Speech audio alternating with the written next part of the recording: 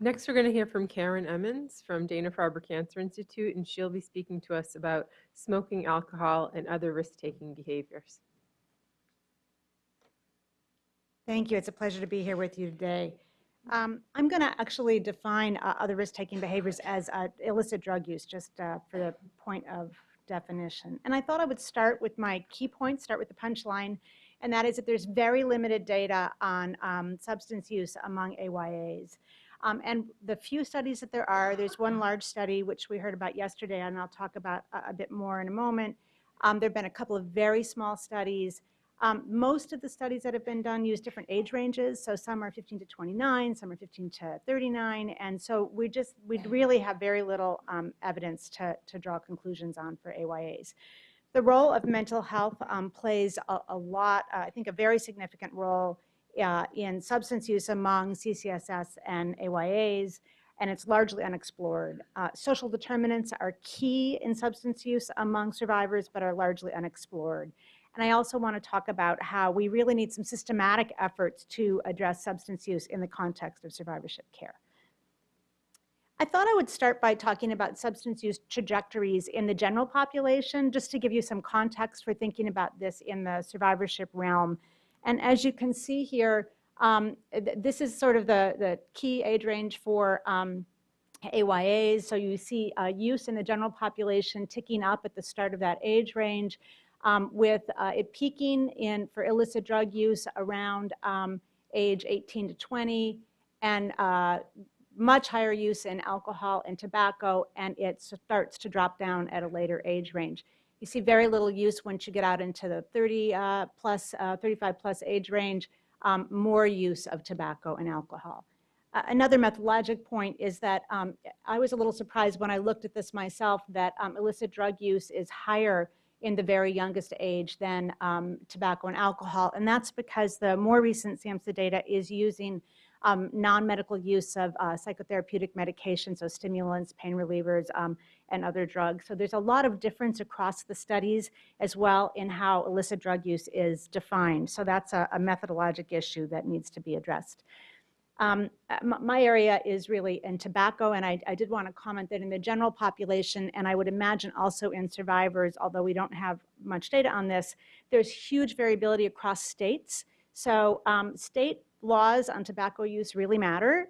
They really make an impact in the general population. So in some states, the lowest prevalence is about 9%, and the highest is about 27% tobacco use in the general population.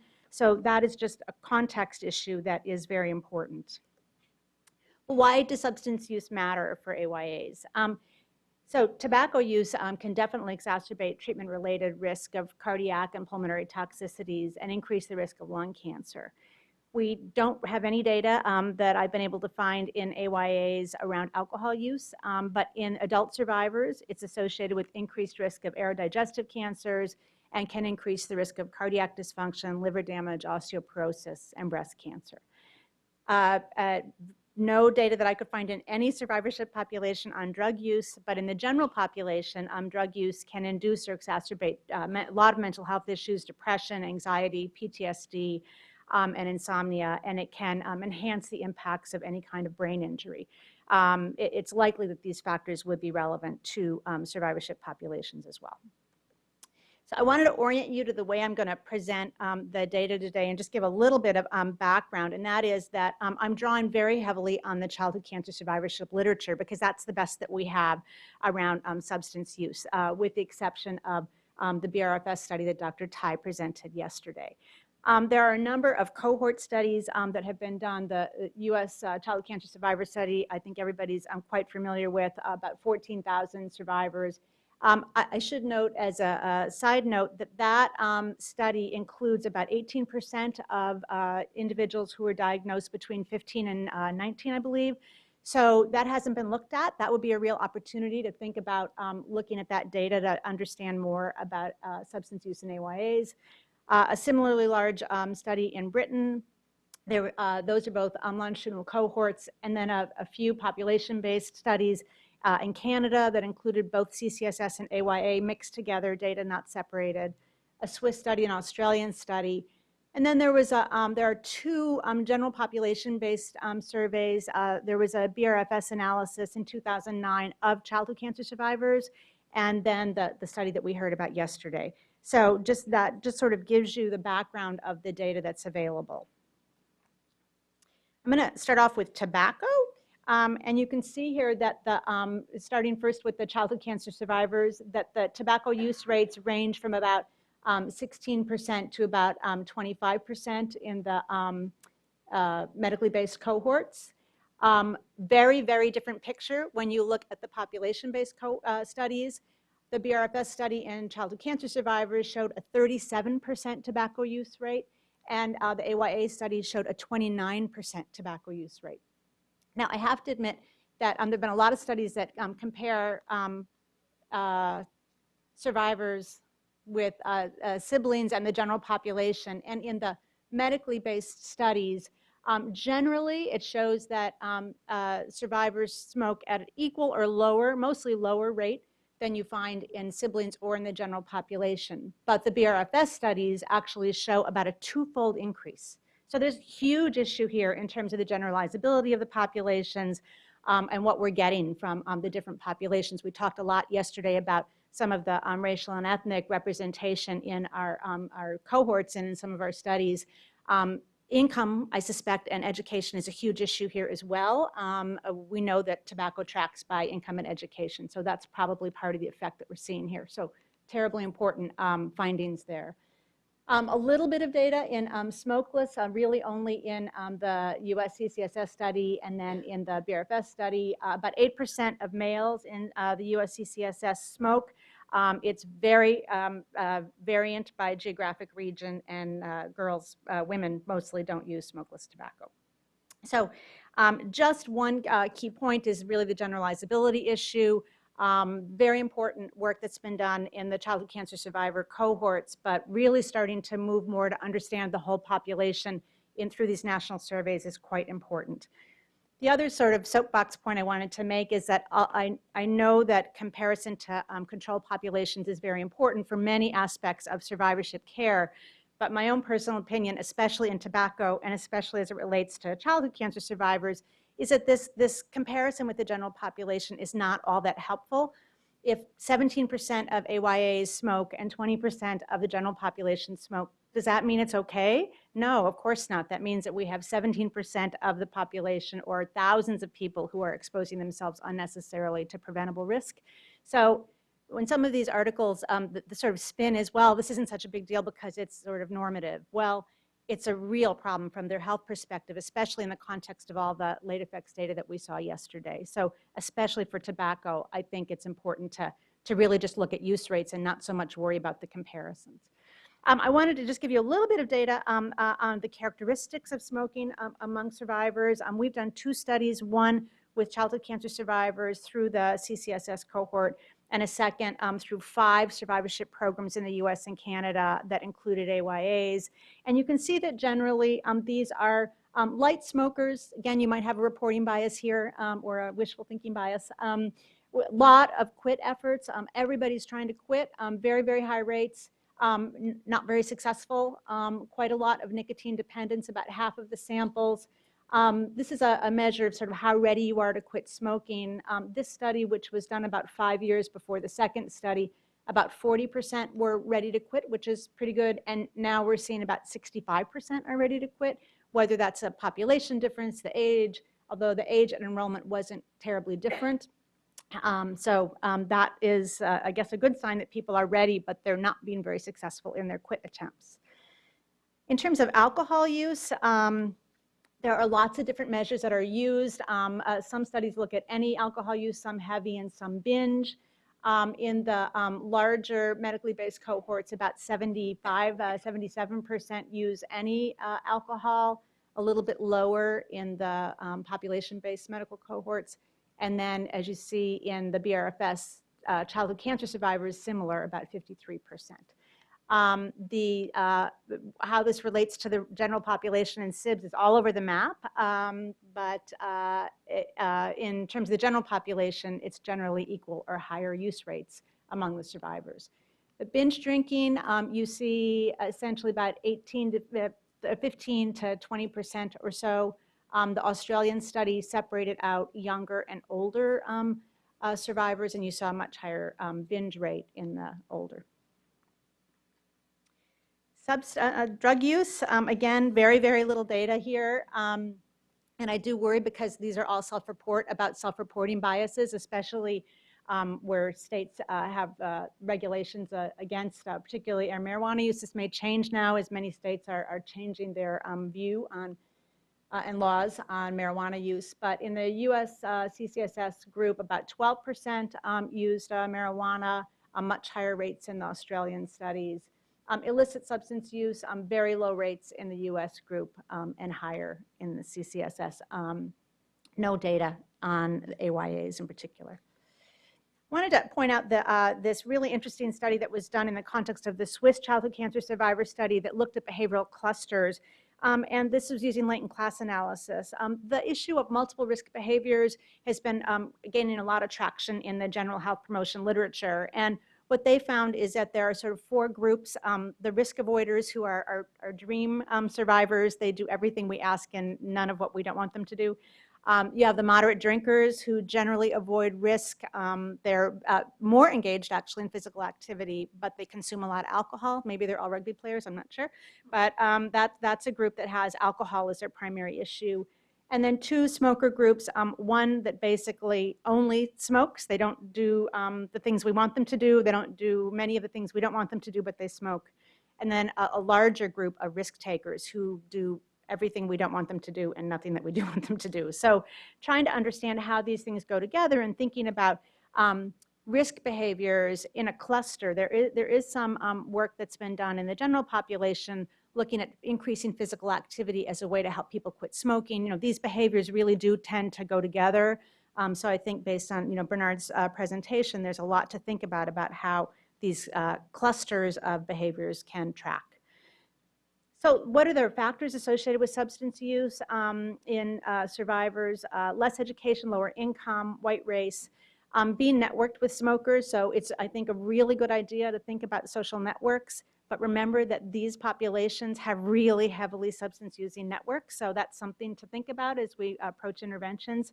In our work, about 54% of our survivors have said that all or most of their networks are smokers. Now, that might not be too surprising, but when you think about your own networks, that's really very different. Stress and lower mental health scores are associated with smoking. Alcohol use and binge drinking, again, income and education, male gender, stress, and then several mental health factors. Somewhere here, whoops, okay, you're not going to get to see the drug use. I'm sorry, my animation didn't work here, but lower income, mental health, as well as higher popularity and peer acceptance, there it is, are associated with drug use. So as theorized in the general population, survivors may engage in substance use to cope with life stressors. There's been some data that poor daily coping is associated, or has been reported among childhood survivors, and worry is associated with substance use. So helping address some of these life stressors may help with reducing substance use. And wanted to point out some of the commonalities across these risk factors. Really social determinants, education, income, are extremely important across all of these factors, and mental health is one that comes out as being extremely important across all of these behaviors. Wanted to talk for a minute about the importance of prevention. We really have very little that's been done in substance use prevention in survivors, and really important that we start to pay attention to this.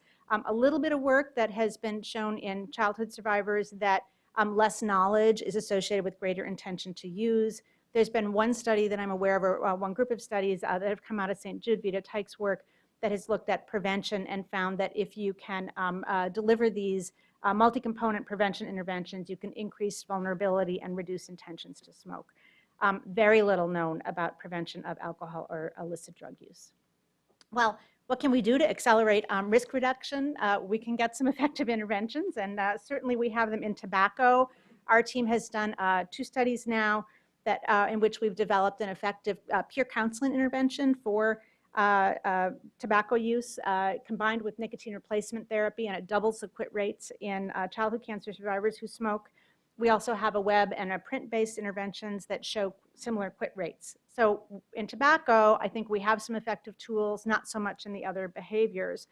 But there's very little work that's been done to try and systematically assess and deal with these risk factors in the context of survivorship care delivery. In our own work, we did a study of about 140 childhood cancer survivor programs that were part of the Children's Oncology Group, and only 3% delivered best practice tobacco treatment. So we have a very, very long way to go.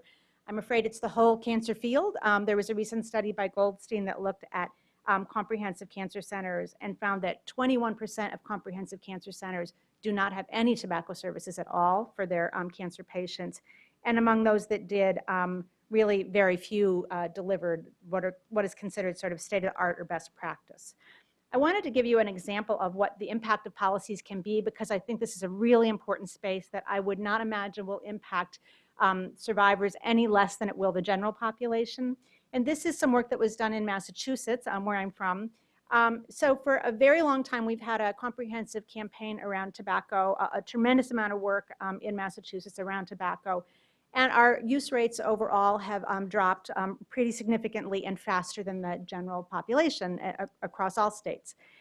When you look at Medicaid smokers over our history, we've had just, it's flat as a pancake. We've made impact overall, but not at all among the population where you have the most risk for tobacco use, the Medicaid population.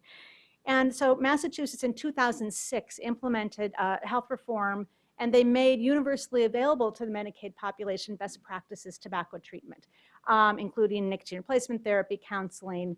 And what happened was you saw, essentially, this is when that went into place. And for the first time, after a completely flat, and by the way, 40% smoking prevalence in Medicaid smokers, you saw a 26% reduction in demographic adjusted smoking prevalence. So that is really substantial and shows you when you give access to evidence-based interventions, it can really make an impact.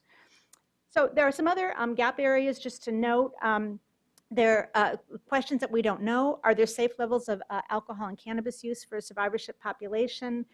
There is a lot of work now by the tobacco industry to develop reduced harm tobacco products, and there's huge concern about whether or not these are gateways for youth. Are they really reducing harm? Maybe they are, but lots and lots of questions about this. And one wonders with these products that are being marketed as harm reduction, if a population that has medical risk will be more likely to utilize them. Bernard talked about the importance of distance type interventions, and I couldn't agree with him more in that, but a huge issue is how do we increase engagement with these interventions. In our own work, we have really struggled with this. We get effects, but we would get much bigger effects if we could get people to engage more, and that's been really challenging.